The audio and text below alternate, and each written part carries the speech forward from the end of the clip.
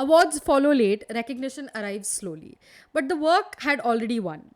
Because today, every video call, every WhatsApp message, every streamed song, every MRI scan, every high speed internet connection owes something to that original question asked in that lab.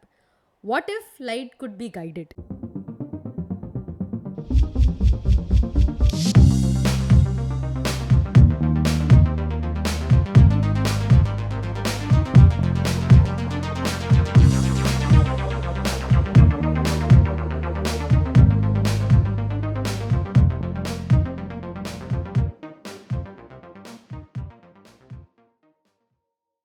Hi everyone, welcome to Quiet Curiosities Beyond the History Textbooks, a podcast where we dive deep into India's rich history across various genres.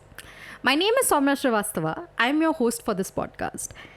And the episode that I have for you today might sound a little technical as I begin into it, but trust me when I say this, stay till the end. You're about to learn something that you probably would not have known.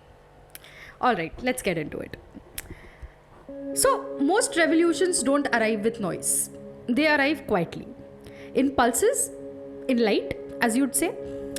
Right now, as you listen to this episode, your voice, my voice, this very story is traveling as tiny flashes of light through hair thin strands buried under oceans and cities. A little technical, I understand, but bear with me. Messages, videos, medical scans, stock trades, emergency calls, entire lives reduced to photons racing through glass. But this wasn't always possible.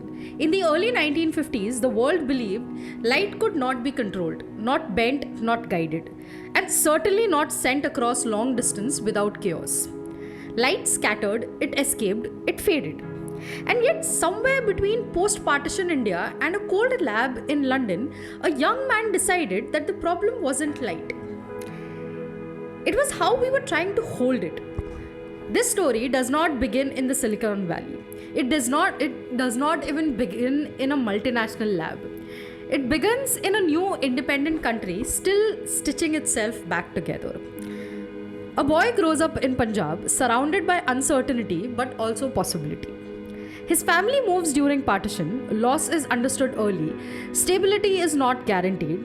Education, however, is treated like currency, something you earn, protect, and carry with you wherever life takes you. He studies physics, not because it's glamorous, but because it explains things. He was always a curious kid. How waves behave, how energy moves, how invisible forces shape visible reality. By the time he reaches university in India, the world is obsessed with electronics.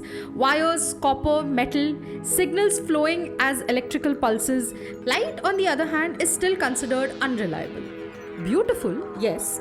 Useful for microscopes and lamps, but certainly not for communication. Well, not yet at least. Then he goes to London for his PhD. And this is where the story quietly shifts gears.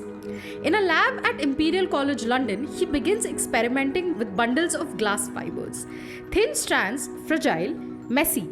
Every textbook says the same thing. Light disperses, it leaks, it refuses to stay put. But instead of asking, why doesn't this work? He asks something way better. What if we're doing it all wrong? What if light doesn't need to travel freely? What if all it needs is just a path? He experiments with cladding glass fibers in layers with different refractive indices. He tests angles, reflection, total internal reflection again and again. Most of the scientific community considers this academic curiosity at best. That's it. But then something happens. Light enters one end of the fiber and it comes out the other. Not scattered, not broken, but guided.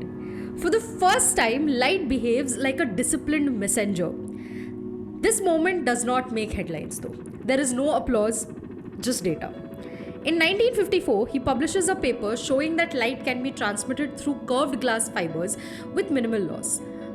Not for decoration, but for communication. This paper quietly becomes the foundation of what we know today as fiber optics. But revolutions rarely reward their pioneers immediately. Telecommunication companies dismiss the idea. Glass is too fragile, they say. Too expensive, copper is the king. Electronics are the only future. So he moves again, this time to the United States. At Stanford University, he continues his work, teaching, researching, building. He helps establish fiber optics as a legitimate field of study. He mentors students who will later build the internet backbone. Hospitals begin to notice something else. Light can travel where hands cannot. Fiber optics lead to endoscopy. Surgeons can now see inside the human body without opening it. Diagnostics change forever. Medicine becomes less invasive, more humane. Still, his name remains mostly unknown. Silicon Valley explodes with innovation, but history has a habit of simplifying stories. The narrative becomes about companies, not individuals, products, not patients. And then, decades later, the world wakes up to a quiet truth. The internet does not run on satellites alone. It runs on light, on fiber optic cables stretching over 1.3 million kilometers under the sea. On the same principle proven by a doctoral student who refused to accept that light could not be guided. He doesn't just work in science, he gives back deliberately. Funds educational institutes, supports sick studies, preserves culture while pushing technology forward, refuses to separate identity from innovation. In 1999, Fortune magazine names him as one of the 7 unsung heroes of the internet.